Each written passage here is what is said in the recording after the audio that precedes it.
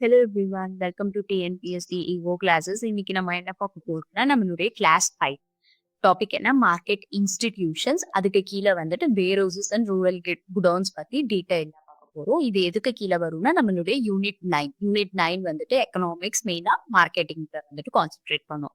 Previous class பார்க்காதவங்க classes பாருங்க. ஏன்னா ஃப்ளோல போயிட்டு இருக்கோம். நீங்க 1ல இருந்து ஸ்டார்ட் பண்ணீங்கன்னா கொஞ்சம் அதை வந்துட்டு பிடிக்க முடியும். திடீர்னு வந்து மிடில் இருக்கிற ஒரு டாபிக் பாத்தீங்கன்னா எதுவுமே புரியாது. So please follow the class.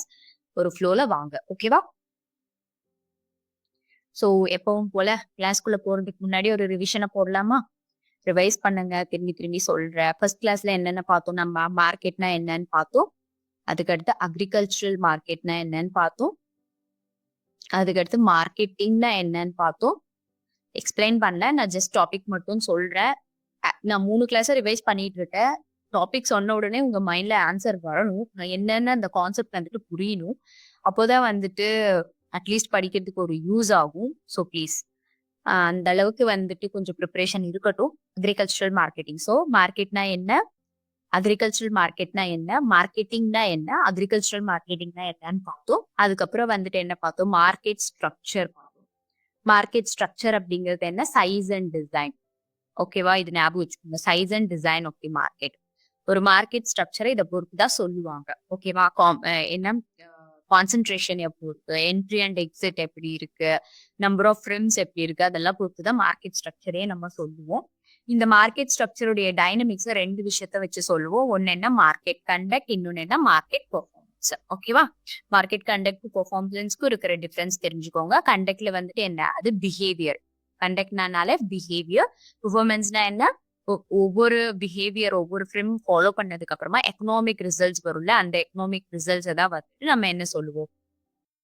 Market performance சொல்லுவோம். இதுக்கு அடுத்து என்ன பார்த்தோம்? மார்க்கெட்டிங் எஃபிஷியன்சி பார்த்தோமா? மார்க்கெட்டிங் எஃபிஷியன்சினா என்ன? Output by input.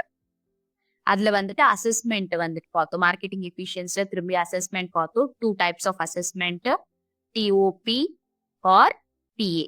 ஓகேவா? 2 டைப் ஆஃப் அசஸ்மெண்ட். இது என்னென்ன அப்படின்னு சொல்றது பாத்துக்கோங்க. அதுக்கடுத்து இது மேத்தமெட்டிக்கல் அசஸ்மெண்ட் கூட பார்த்தோம். அந்த ஃபார்முலாஸ் கூட பாத்துக்கோங்க. இதுதான் ஃபர்ஸ்ட் கிளாஸ்ல. செகண்ட் கிளாஸ்ல என்ன பார்த்தோம்? செகண்ட் கிளாஸ்ல வந்துட்டு நம்ம ஃபுல்லா பார்த்தது எல்லாமே கிளாசிபிகேஷன்ஸ் பார்த்தோம். ஓகேவா? செகண்ட் கிளாஸ் மொத்தமுமே நம்ம கிளாசிபிகேஷன்ஸ் தான் பார்த்துருக்கோம். எவ்வளவு பேசிஸ்ல கிளாசிஃபை பண்றோம்? 12 பேசிஸ்ல கிளாசிஃபை பண்றோம். அது இன்னொரு வாட்டி ரிவைஸ் பண்ணிக்கோங்க. ஓகேவா? தேர்ட் கிளாஸ்ல என்ன பார்த்தோம்? அப்புறம் நம்மளுடைய தேர்ட் கிளாஸ்ல என்னென்ன பார்த்துருக்கோம்னா பிரைஸ் ஸ்ப்ரெட். பிரைஸ் ஸ்ப்ரெட்னா என்ன? தேர்டு ஃபோர்த்து ரொம்ப சின்ன கிளாஸ். ஓகேவா? சீக்கிரமா முடிச்சிட்டோம். பிரைஸ் ஸ்ப்ரெட்னா என்ன? Difference between the price paid by the consumer and price received by the farmer. ஓகேவா? இந்த பிரைஸ் ஸ்ப்ரெட். அதுக்கடுத்து வேற என்ன பார்த்தோம்? மார்க்கெட் இன்டகிரேஷன் பார்த்தோம் தேர்ட் கிளாஸ்ல. Market integration. இன்டகிரேஷன்னால என்ன? Expanding the firm. அததான் வந்துட்டு இன்டகிரேஷன் அப்படின்னு சொல்லுவோம். எப்படி எக்ஸ்பேண்ட் பண்ண முடியும்? By consolidating. நிறைய ஃபங்க்ஷனை கன்சாலிடேட் பண்ணி நம்ம எக்ஸ்பேண்ட் பண்றது தான் மார்க்கெட் இன்டகிரேஷன் அப்படின்னு சொல்லுவோம். மார்க்கெட் இன்டகிரேஷன்ல 3 டைப்ஸ் இருக்குன்னு சொன்னோமா? என்ன 3 டைப்ஸ்? ஹரிசாண்டல் இன்டகிரேஷன், அதுக்கடுத்து வெர்டிக்கல் இன்டகிரேஷன், அதுக்கடுத்து கான்க்ளோமரேஷன். ஓகேவா? வெர்டிக்கல் இன்டகிரேஷன்ல திரும்பி ஃபார்வர்ட் இன்டகிரேஷன், பேக்வர்ட் இன்டகிரேஷன். ஃபைனா? இது என்னென்ன அப்படிங்கிற கான்செப்ட்ஸை பார்த்துப்போம். நெக்ஸ்ட் நம்மளுடைய ஃபோர்த் கிளாஸ்ல என்ன பார்த்தோம்? அதுமே ரொம்ப ஈஸியான டாபிக். ரிஸ்க், அன்சர்டைனிட்டி, அதெல்லாம் பார்த்தோமா? ஸோ என்னென்ன பார்த்தோம் ஃபோர்த் கிளாஸ்ல அப்படிங்கறத ஒரு குவிக்கா வந்துட்டு ஒரு வாட்டி பார்த்தலாம். ஃபோர்த் கிளாஸ்ல என்ன பார்த்தோம்? Market risk. ஓகேவா? மார்க்கெட் ரிஸ்க்ல வந்துட்டு ரிஸ்க்னா என்ன, அன்சர்டைனிட்டினா என்ன அப்படிங்கறத பார்த்தோம். தெரிஞ்சே வர்றது ரிஸ்க், தெரியாம வர்றது அன்சர்டைனிட்டி. ரிஸ்க்கு எக்ஸாம்பிள் என்ன? நான் சொன்னேன்ல, ஃப்ளட். சென்னையில ஃப்ளட் வரும்னு தெரிஞ்சு அங்க பில்டிங் கட்டுறது ரிஸ்க். அன்சர்டைனிட்டி என்ன? தெரியாம ஜஸ்ட் எர்த்குவேக் வருது அப்படிங்கிறது வந்துட்டு, இல்ல திடீர்னு ஒரு ட்ரவுட் வருது அந்த ஏரியால அப்படிங்கிறது அன்சர்டைனிட்டி. நடக்காத ஒரு விஷயம் திடீர்னு நடக்குது. ரிஸ்க் அன்சர்டைனிட்டி பார்த்தோம். அதுக்கப்புறம் ரிஸ்க் 3 டைப்ஸ் இருக்குன்னு பார்த்தோமா? 3 டைப்ஸ் என்னென்ன? பிசிக்கல் ரிஸ்க், அதுக்கடுத்து பிரைஸ் ரிஸ்க், அதுக்கடுத்து இன்ஸ்டிடியூஷனல் ரிஸ்க். 3 பார்த்தோமா? பிசிக்கல் ரிஸ்க்னா குவான்டிட்டி அண்ட் குவாலிட்டி எஃபெக்ட் ஆகுது. பிரைஸ் ஃபிளக்சுவேஷன்ஸ்னால வருது. Institutional always linked with government rules regulations changes சொல்றது. இதெல்லாம் பார்த்தோம். அப்புறம் எப்படி வந்துட்டு ரிஸ்க குறைக்கலாம் அப்படிங்கறத பார்த்தோம். பிரைஸ் ரிஸ்க் எப்படி குறைக்கலாம் அப்படிங்கறத பார்த்தோம்.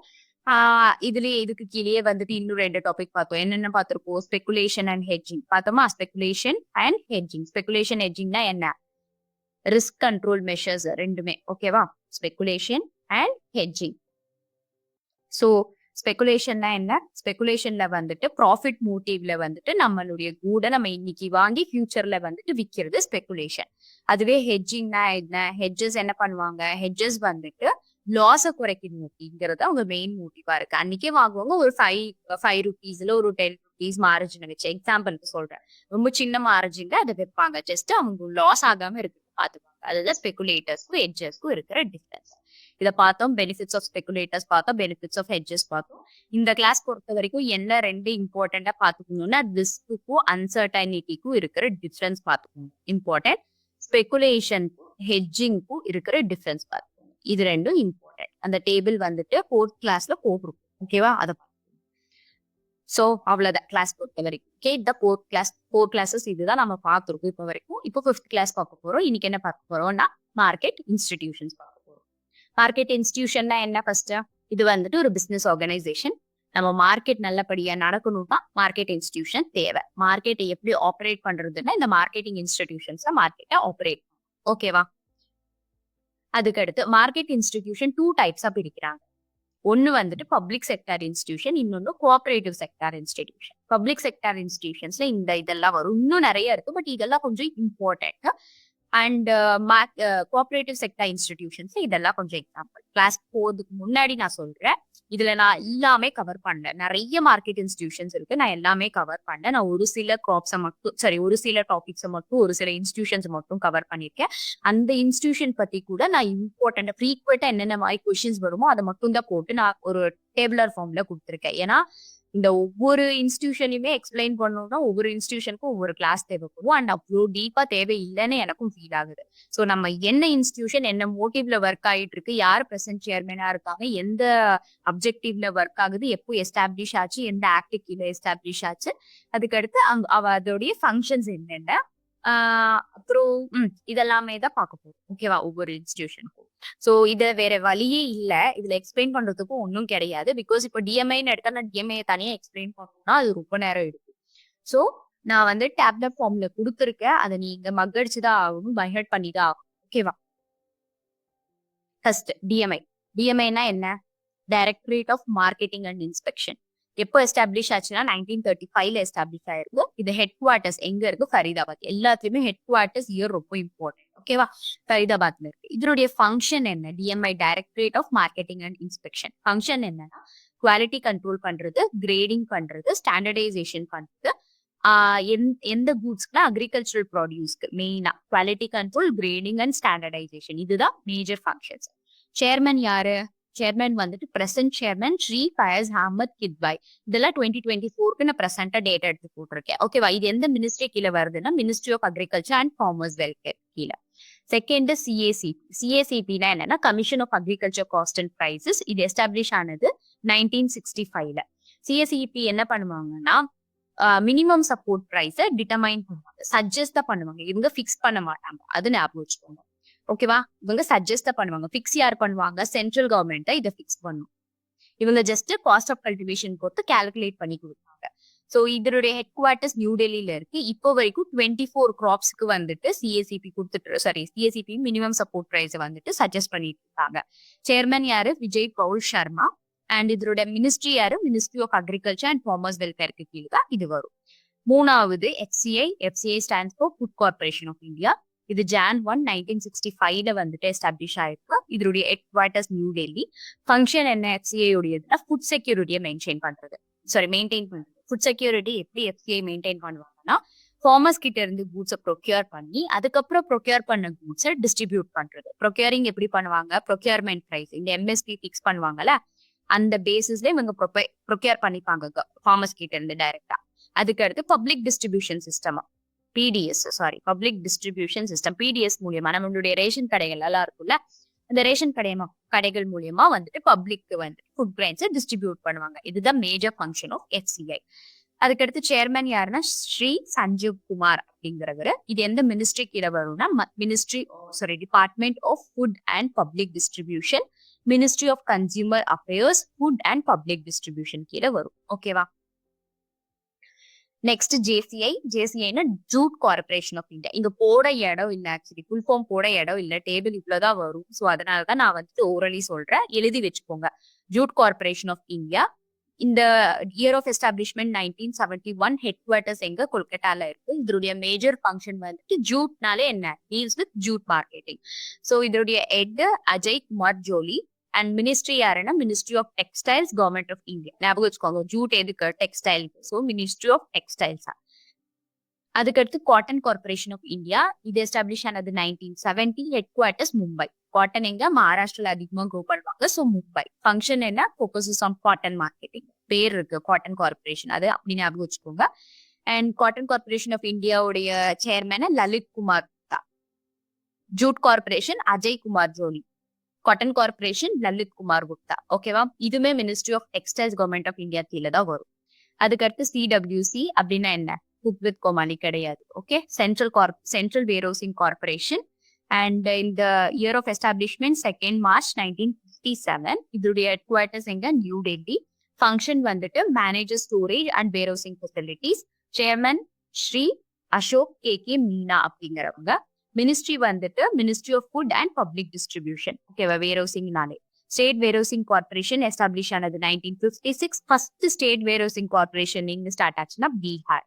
2 இயர் இருக்கும், நம்ம முன்னாடி பார்க்கலாம், எனக்கு கரெக்டா ஞாபகம் இல்லை. ஸோ அந்த இயருக்கு மிடில் வந்துட்டு நிறைய ஸ்டேட் வேர்ஹவுசிங் கார்பரேஷன் ஓபன் பண்ணிருப்பாங்க. ஆக்சுவலி இந்த warehousing corporation central, state, village level அப்படின்னு சொல்லி 3 இருக்கும். கோஆபரேட்டிவ் வேர்ஹவுசிங் கார்பரேஷன் அப்படின்னு சொல்லிட்டு. ஸோ சென்ட்ரல் வேர்ஹவுசிங் 1957 ஸ்டார்ட் ஆயிருக்கும். ஸ்டேட் வேர்ஹவுசிங் வந்து 1956லயே பீகார்ல ஸ்டார்ட் பண்ணிருப்பாங்க ஃபர்ஸ்ட் வேர்ஹவுசிங். ஓகேவா? அதுக்கடுத்து APMC, agricultural produce marketing committee. APMC act வந்தது 1954. ஆனா ஏபிஎம்சி மாடல் ஆக்ட், அதனுடைய என்ன, அந்த ஆக்ட்ல இருக்கிற கொஞ்சம் திங்ஸை ரிமூவ் பண்ணிட்டு அதை வந்துட்டு எனாக்ட் பண்ணாங்க. அது எப்போனா 2003. APMC act 1954, model act 2003. ஞாபகம் வச்சுக்கோங்க.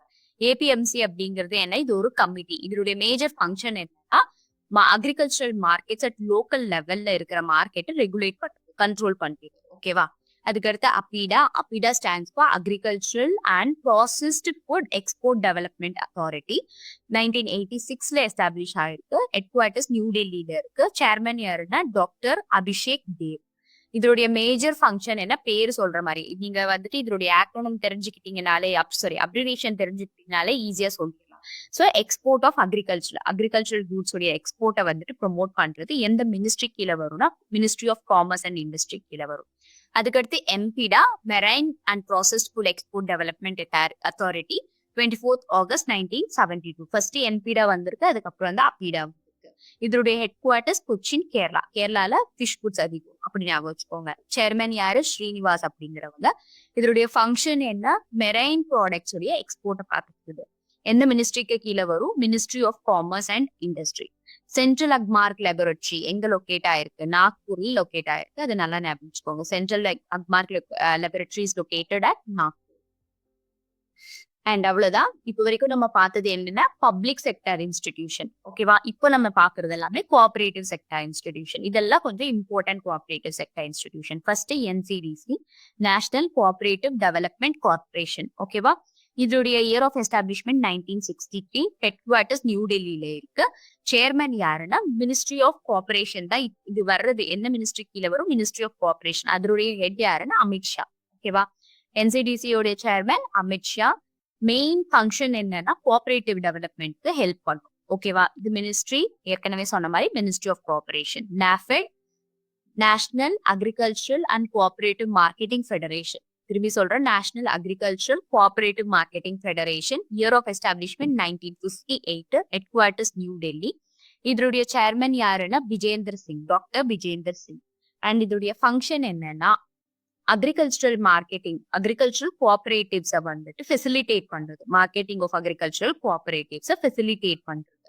மினிஸ்ட்ரி வந்துட்டு மார்க்கெட்டிங் ஆஃப் அக்ரிகல்ச்சரல் ப்ராடக்ட்ஸ். ஃபைனலா பேக்ஸ்னா primary agricultural cooperative society. 1904 establish ஆயிருக்கு.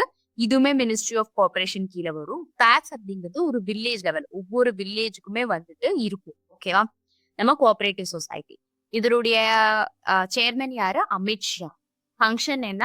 ஃபார்மர்ஸ் உடைய மார்க்கெட்டிங் நீட்ஸ பாத்துக்கிறது தான் இதனுடைய மேஜர் ஃபங்க்ஷன். மினிஸ்ட்ரி வந்துட்டு மினிஸ்ட்ரி ஆஃப் கோஆபரேஷனுக்கு கீழ வரும். அவ்வளவுதான். நம்மளுடைய டாபிக் முடிஞ்சுச்சு. என்னென்ன இன்ஸ்டிடியூட்ஸ்ன்னு சொல்லி ஞாபகம் இருக்குல்ல? Public sector, private cooperative sector அப்படி ஞாபகம் வச்சுக்கிட்டு, பப்ளிக்ல என்ன வரும்? கோஆபரேட்டிவ்ல 3 தான் இருக்கு. என்சிடிசி இருக்கு. அதுக்கடுத்து வேற என்ன இருக்கு? பிரைமரி அக்ரிகல்ச்சர் கோஆபரேட்டிவ் சொசைட்டி இருக்கு. நேஃபெட் இருக்கு. இது 3 வந்துட்டு ஞாபகம் வச்சுக்கோங்க. அதுல வந்துட்டு டிஎம்ஐ இருக்கு, ஜேசிஐஏ, காட்டன் கார்பரேஷன், ஏபிஎம்சி, சிஏசிபி அப்படின்னு நிறைய இருக்கு. அதை ஞாபகம் வச்சுக்கோங்க. அந்த டேபிள மட்டும் கன்வெர்ட் பண்ணுங்க. யாரு எதுல சேர்மனா இருக்காங்க, எந்த மினிஸ்டர் கீழே வரும், எப்போ எஸ்டாப்ளிஷ் ஆச்சு, எங்க ஹெட் குவார்டர்ஸ் இருக்கு, இதை மட்டும் நல்லா ஞாபகம் வச்சுக்கோங்க. ஓகேவா? நெக்ஸ்ட் நம்ம டாபிக் இன்ஸ்டிடியூஷன்ல 2 டாபிக் டீடைல்டா அவங்க வந்துட்டு சிலபஸ்ல கொடுத்துருக்காங்க. ஒன்னு வேரோஸ், இன்னொன்னு வந்துட்டு ரூரல் குட்ஸ். ஓகே, ஃபர்ஸ்ட் வந்துட்டு வேரோஸ் பார்ப்போமா? வேரோஸ்னா என்ன? இது ஒரு சயின்டிபிக் ஸ்டோரேஜ் ஸ்ட்ரக்சர். முன்னாடி எல்லாம் இந்த மாதிரி சயின்டிபிக் ஸ்டோரேஜ் ஸ்ட்ரக்சர்லாம் இருக்குல்ல, வீட்டுல வச்சிருப்பாங்க. சோ என்ன, அங்க வந்துட்டு ராடன்ஸ் எஃபெக்ட் இருக்கும், பெஸ்ட் இருக்கும், இன்செக்ட் இருக்கும், அந்த மாதிரி எல்லாம் இருந்ததுனால லாசஸ் அதிகமா இருந்துச்சு. ஸ்டோரேஜ் லாசஸ் அதிகமா இருந்ததுனால வந்துட்டு இந்த வேரோஸ் அப்படிங்கிற கான்செப்ட் வந்துச்சு.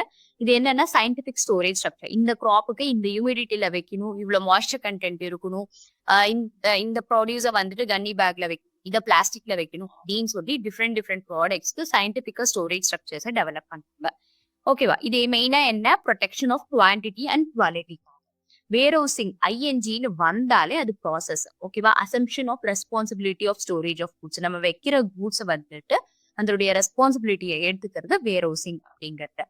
இது வந்துட்டு மெயினா எதுக்கு? நான் ஏற்கனவே சொன்ன மாதிரி ரேட் எஃபெக்ட், இன்செக்ட், பெஸ்ட், இந்த எஃபெக்ட் இல்லாம இருக்கிறதுக்கு and even to protect the stored products from moisture and dampness. ஏன்னா மாய்ஸ்சர், டேம்ப்னஸ் ஒவ்வொரு கிராப்புக்கு இப்போ ஒவ்வொரு சீடுக்கு டிஃப்ரெண்ட் பெர்சன்டேஜ் இருக்கும். ஸோ அதை பார்த்துக்கிறதுக்காக. ஓகேவா?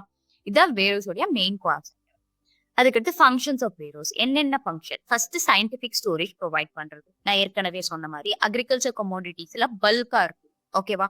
இப்போ நம்ம ஹார்வெஸ்ட் பண்றோம்னா 1 குவிண்டால்னா 1 குவிண்டால், 2 குவிண்டால்னா 2 குவிண்டால் தான். நம்மளால குறைச்சு வந்துட்டு எதுவுமே பண்ண முடியாது. ஸோ பல்க் கமோடிட்டிஸ் இருக்கிறதுனால நம்ம ஸ்டோர் பண்ற இடத்துல வந்துட்டு குவான்டிடேட்டிவ் குவாலிட்டேட்டிவ் லாசஸ் ஆகாம இருக்கணும். நல்ல ப்ரிசர்வேஷன் மெத்தட்ஸ் ஃபாலோ பண்ணும். அதனால சயின்டிபிக் ஸ்டோரேஜ் அப்படிங்கிறது ஒரு important function of warehouses. Second வந்துட்டு பினான்சிங். இது முன்னாடியே பார்த்திருக்கோம். நிறைய நேஷனலைஸ்ட் பேங்க், கோஆபரேட்டிவ் சொசைட்டிஸ் இந்த வேரோஸ்ல வச்ச ரெசிப்ட் நீங்க கொடுத்தீங்கன்னா அந்த ரெசிப்டுக்கு இருக்கிற வேல்யூல 75% லோன் வந்து நம்ம பேங்க்ல இருந்து வாங்கிக்கலாம். எப்போ பிரைஸ் கம்மியா இருக்கும் போது வேரோஸ்ல வச்சு நீங்க 75% ஆஃப் வேல்யூ லோனா வாங்கிக்கலாம். எப்போ வந்துட்டு பிரைஸ் நல்லா அதிகமாகுதோ, எப்போ நீங்க விற்கணும்னு நினைக்கிறீங்களோ அப்போ வந்துட்டு நீங்க வித்து அந்த லோன் அமௌண்ட்டை நீங்க கிளியர் பண்ணிக்கலாம். ஓகேவா? இதுதான் வந்துட்டு financing second important function. Third வந்துட்டு பிரைஸ் ஸ்டெபிலைசேஷன். இந்த பிரைஸ் ஸ்டெபிலைசேஷன் எதுக்குமா, இப்போ நம்ம ஸ்டோர் பண்றோம்னா நம்ம டிமாண்டையும் சப்ளையும் பேலன்ஸ் பண்றோம்னு அர்த்தம். எப்போ டிமாண்ட் அதிகமா இருக்கும் அப்போ நம்ம ஸ்டோர் பண்ணிட்டு சப்ளை பண்ணிக்கலாம். ஸோ பிரைஸ் ஸ்டெபிலைசேஷன் அங்க நடக்கும். ஃபைனலா மார்க்கெட் இன்டெலிஜென்ஸ் ப்ரொவைட் பண்ணுவாங்க இந்த வேரோஸ். மார்க்கெட் இன்டெலிஜென்ஸ் தான் என்ன? இப்போ ஒரு ஃபார்மர் அங்க வைக்கிறாங்க, மார்க்கெட் இன்ஃபர்மேஷன்ல என்னென்ன இருக்கும்னா எப்போ வந்துட்டு பிரைஸ் வந்துட்டு இன்க்ரீஸ் ஆகுது, அந்த மாதிரி ஃபார்மர்ஸ்க்கு அட்வைஸ் கொடுப்பாங்க. அதுதான் வந்துட்டு market intelligence. These are the 4 functions of warehouses. என்னன்னா சயின்டிபிக் ஸ்டோரேஜ் எதுக்கு? ப்ரிசர்வ் பண்றதுக்காக. Second financing. நம்ம வேர்ஹவுஸ்ல வச்சு அந்த ரெசிப்ட் கார்டுல நேஷனலைஸ் பேங்க்ல இருந்து 75% நம்ம லோன் அவைல் பண்ணிக்கலாம். 3 பிரைஸ் ஸ்டெபிலைசேஷன். டிமாண்ட் சப்ளை எப்பவுமே ஈக்குவலைஸ் பண்றதுக்கு இல்ல பேலன்ஸ் பண்றதுக்கு யூஸ் பண்ணலாம். 4th market intelligence. ஃபார்மருக்கு மார்க்கெட் பத்தின நியூஸ், இன்ஃபர்மேஷன், பிரைஸ் எல்லாத்த பத்தி கொடுத்து நம்ம அவங்களுக்கு ஹெல்ப் பண்றது. இதுதான் 4 functions ஆஃப் வேர்ஹவுசஸ். வேர்ஹவுசிங் இன் இந்தியால எப்படி வந்துச்சு? ஓகே, வேர்ஹவுசிங் ஸ்கீம் அப்படிங்கிறது ஒரு இன்டகிரேட்டட் ஸ்கீம். இன்டகிரேட்டட்னா என்ன? ஒரு தனி ஸ்கீம் கிடையாது. ஓகேவா? நிறைய ஃபங்க்ஷன்ஸை உள்ளடக்கியது. அதான் warehousing scheme is an integrated scheme. First 1928ல ராயல் கமிஷன் ஆஃப் அக்ரிகல்ச்சர் வந்துட்டு என்ன சொல்லுச்சுன்னா, இந்தியால வேர்ஹவுஸ் அப்படிங்கிறது ஒரு வேணும் அப்படின்னு சொல்லி ஃபர்ஸ்ட் சஜஸ்ட் பண்ணது இவங்கதான். இவங்க சஜஸ்ட் பண்ணதுக்கு அப்புறமா சென்ட்ரல் பேங்கிங் என்கொயரி கமிட்டி 1931ல இவங்க சொன்னது ஆமா, ராயல் கமிஷன் ஆஃப் அக்ரிகல்ச்சர் சொன்ன மாதிரி ஒரு வேர்ஹவுசிங் அப்படிங்கறது வந்துட்டு இந்தியால தேவை அப்படின்னு சொல்லி சொன்னாங்க. ஆனா வந்துட்டு அப்போ வரைக்கும் எஸ்டாப்ளிஷ் ஆகல. இவங்க எல்லாம் சஜஸ்ட் தான் பண்ணாங்க. திரும்பி ஆர்பிஐ என்ன சொல்லுச்சு? ஆர்பிஐ 1944ல நீட் ஃபார் வேர்ஹவுசஸ் வந்துட்டு எம்பசைஸ் பண்ணுச்சு. எதுக்கு வேர்ஹவுஸ் வேணும் அப்படிங்கிறது. சோ ஆர்பிஐ என்ன பண்ணுச்சுன்னா 1951ல ஒரு கமிட்டிய செட்டப் பண்ணுச்சு. ஓகேவா? என்னன்னா all India rural credit survey committee of the reserve bank of India. நான் ஏற்கனவே சொன்னேன் reserve bank of India all India rural credit survey கமிட்டின்னு ஒரு கமிட்டிய செட்டப் பண்ணி அவங்கள வந்துட்டு இது ஸ்டடி பண்ண சொல்லுச்சு. சோ அவங்க ஸ்டடி பண்ணி 1954ல வந்துட்டு ஒரு ரிப்போர்ட் குடுத்தாங்க.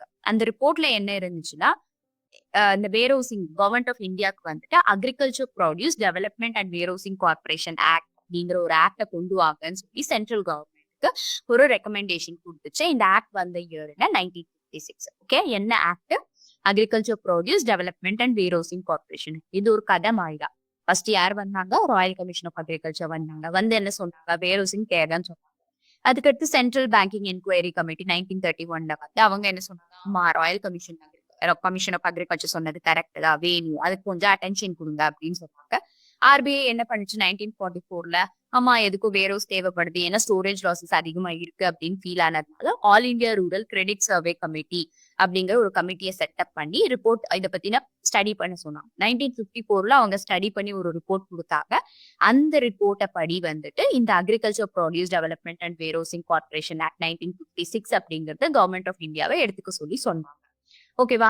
இந்த ஆக்ட் படி என்னென்ன வந்துட்டு வந்துச்சு? According to this act which all the institutions or corporations came up அப்படிங்கறத வந்துட்டு பார்க்கலாம். சோ இந்த act agriculture produce development and warehousing corporation act 1956க்கு கீழே இந்த 3 திங்ஸ் எஸ்டாப்ளிஷ் பண்ண சொன்னாங்க. ஃபர்ஸ்ட் என்னன்னா national cooperative development and warehousing போர்டை செட்டப் பண்ணுங்கன்னு சொன்னாங்க. அதே மாதிரி 1 செப்டம்பர் 1956ல இது செட்டப் ஆயிடுச்சு. இந்த இயர்ஸ் எல்லாம் ரொம்ப இம்பார்ட்டன்ட், அதை பார்த்துக்கோங்க. ஓகேவா? நான் இங்க கொடுத்துருக்கிறது எல்லாமே ரொம்ப இம்பார்ட்டன்டா இருக்கிறது மட்டும்தான் கொடுத்துருக்கேன். நீங்க ஒரு மெட்டீரியலோ இல்ல புக்கோ எடுத்து பாத்தீங்கன்னா நிறைய வளவலன்னு இருக்கும். நான் அந்த மாதிரி எதுவுமே கொடுக்காம எது வந்துட்டு ஃப்ரீக்வெண்டா கேட்க முடியுமோ அந்த மாதிரி ஒரு எய்ம் வச்சுதான் கொடுத்துருக்கேன். ஸோ நோட்ஸ் எடுத்து வச்சுக்கோங்க, ரிவைஸ் பண்ணுங்க. அதுக்கடுத்து சென்ட்ரல் வேர்ஹவுசிங் கார்ப்பரேஷன் சிடபிள்யூசி நான் ஏற்கனவே சொன்னேன்ல, அது வந்துட்டு 2 மார்ச் 1957ல எஸ்டாப்ளிஷ் ஆச்சு. அதுக்கடுத்து ஸ்டேட் வேர்ஹவுசிங் கார்ப்பரேஷன் எப்போ ஜூலை 1957ல இருந்து ஆகஸ்ட் 1958க்கு நடுவுல நிறைய ஸ்டேட் வேர்ஹவுசிங் கார்ப்பரேஷன் வந்துச்சு. ஆனா அதுக்கு முன்னாடியே 1952ல பீகார் ஸ்டார்ட் பண்ணிட்டாங்க. பட் ஃபார்மலைஸ்டா இந்த ஆக்ட் படி இப்படிதான் இப்படிதான் எஸ்டாப்ளிஷ் பண்ணணும்னு இருந்ததை வந்துட்டு இந்த 3 அந்தந்த இயர்ல எஸ்டாப்ளிஷ் ஆகிருக்கு. ஓகேவா? அதுக்கு அடுத்து இந்த வேர்ஹவுசிங் அப்படிங்கிறது ஒரு 3 டயர் ப்ரோக்ராம். ஓகேவா? ஃபர்ஸ்ட் வந்துட்டு சென்ட்ரல் வேர்ஹவுசிங் இருக்கும். இது நேஷனல் லெவல், சென்ட்ரல் கவர்மெண்ட் பார்த்துக்கும் சென்ட்ரல் வேர்ஹவுசிங் அப்படிங்கிறது நேஷனல் லெவல். அதுக்கு அடுத்து ஸ்டேட் வேர்ஹவுசிங். ஸ்டேட் வேர்ஹவுசிங் என்ன? அந்த ஸ்டேட் பர்டிகுலர் ஸ்டேட்ல இருக்கிற டிஃப்ரெண்ட் டிஸ்ட்ரிக்ட்ஸ்ல வந்துட்டு இவங்க பார்த்துப்பாங்க. ஓகேவா? அதுக்கு அடுத்து கோஆபரேட்டிவ் வேர்ஹவுசிங் அப்படிங்கிறது வந்துட்டு basic level. Basic level means village level. இவங்க தான் டைரக்டா வில்லேஜ்ல இருக்கிற ப்ரொடியூசர்ஸ்ல வச்சுக்கிறது. இதுதான் 3 tier programmes of warehousing corporation. Central warehousing corporation நம்ம ஏற்கனவே சொன்ன மாதிரி இது ஒரு பிரீமியர் வேர்ஹவுசிங் ஏஜென்சி. இதுதான் முதன்மையா இருக்கும். எப்போ எஸ்டாப்ளிஷ்? 1957ல எஸ்டாப்ளிஷ் ஆயிருக்கு. டோட்டலா எவ்வளவு இருக்கு? 457 வேர்ஹவுசஸ் இருக்கு. இப்போ கரண்டா 2024ல எவ்வளவு இருக்குன்னு செக் பண்ணுங்க. இந்த டேட்டா செக் பண்ணிட்டு அடுத்த கிளாஸ்ல நம்ம பார்ப்போம். ஓகேவா? வேர்ஹவுஸ் கரண்டா எவ்வளவு இருக்கு அப்படிங்கறத பார்த்து சொல்லுங்க. அண்ட் ஸ்டோரேஜ் கெப்பாசிட்டி எவ்வளவு இருந்திருக்குன்னா 10.3 மில்லியன் டன்ஸ் வந்துட்டு இந்த சென்ட்ரல் வேர்ஹவுசிங் கார்ப்பரேஷன் கீழே இருந்திருக்கு. 1957ல 475 வேர்ஹவுசஸ் எஸ்டாப்ளிஷ் ஆயிருக்கு. ஸ்டோரேஜ் கெப்பாசிட்டி எவ்வளவு இருந்துச்சு? 10.3 மில்லியன் டன்ஸ் இருந்துச்சு. ஓகேவா? இது கரண்ட் டேட்டாக்கு அப்டேட் ஆயிக்கோங்க. நெக்ஸ்ட் ஸ்டேட் வேர்ஹவுசிங் வந்துட்டு 1440 வேர்ஹவுசஸ் இருக்கு. கெப்பாசிட்டி எவ்வளவு? 131.38 லேக் டன்ஸ். இந்த எஸ்டாப்ளிஷ் ஆனப்போ. ஓகேவா? அண்ட் இந்த டோட்டல் ஷேர் வந்துட்டு இந்த ஸ்டேட் வேர்ஹவுசிங் கார்ப்பரேஷனுக்கு இருக்கிற மணி ஃபண்ட் இருக்குல்ல, ஃபண்ட் யார் கொடுப்பாங்கன்னா சென்ட்ரல் கவர்மெண்ட்டும் கொடுக்கும், ஸ்டேட் கவர்மெண்ட்டும் கொடுக்கும். சென்ட்ரல் வேர்ஹவுசிங் கார்ப்பரேஷன்ல இருந்து இவங்களுக்கு ஃபண்ட் இருக்கும், ஸ்டேட் கவர்மெண்ட்ல இருந்து ஃபண்ட் வருது. ஏன்னா அது மெயின்டெனன்ஸ்க்காக. இந்த ஏரியா ஆஃப் ஆபரேஷன் பார்த்தா நான் முன்னாடியே சொன்ன மாதிரி டிஸ்ட்ரிக்ட் இம்பார்ட்டன்ஸ் பொறுத்து எந்த டிஸ்ட்ரிக்ட்ல வந்துட்டு அதிகமான ப்ரொடியூஸ் இருக்கு, எங்க ஸ்டோர் பண்ணுமோ அதை பொறுத்து வந்துட்டு இது ஓபன் பண்ணிப்பாங்க. ஓகேவா? ஏரியா ஆஃப் ஆபரேஷன் இருக்கு. ஃபைனலா கோஆபரேட்டிவ் வேர்ஹவுஸ், இது வில்லேஜ் லெவல்ல இருக்கு. இங்க வந்துட்டு இது வந்துட்டு ஒரு கலெக்டிவ் பிசினஸ் ஆர் ஆர்கனைசேஷன். அதாவது பில்லிங்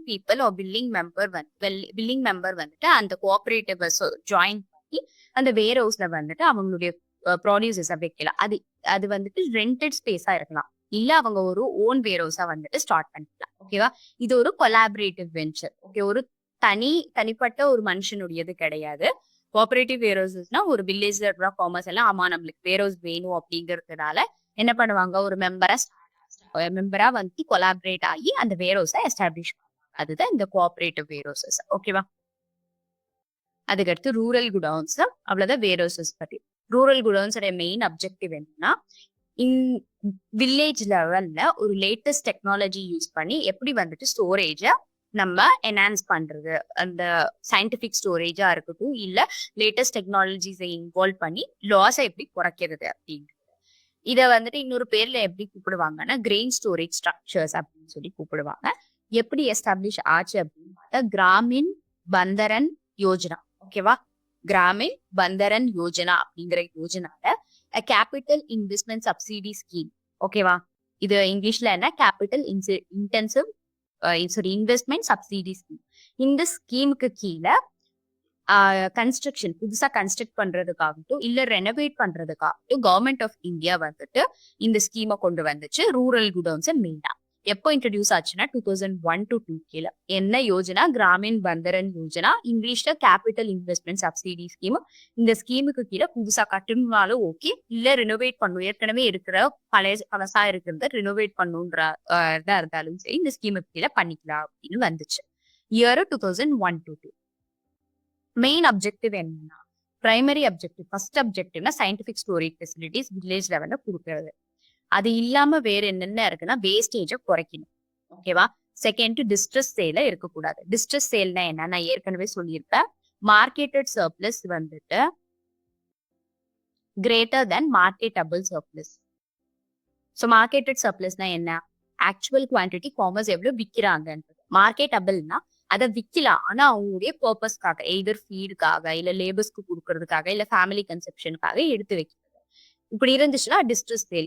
இது வந்துட்டு ஸ்மால் அண்ட் மார்ஜினல் ஃபார்மர்ஸ்க்கு அதிகமா இருக்கும் இந்த டிஸ்ட்ரெஸ் சேல். ஏன்னா வந்துட்டு அவங்க என்ன பண்ணுவாங்க, பிரைஸ் ஐயா இருக்கு அப்படிங்கும் போது, ஒரு சுச்சுவேஷன் இருக்கும் போது எல்லாத்தையுமே வித்துருவாங்க. ஓகேவா?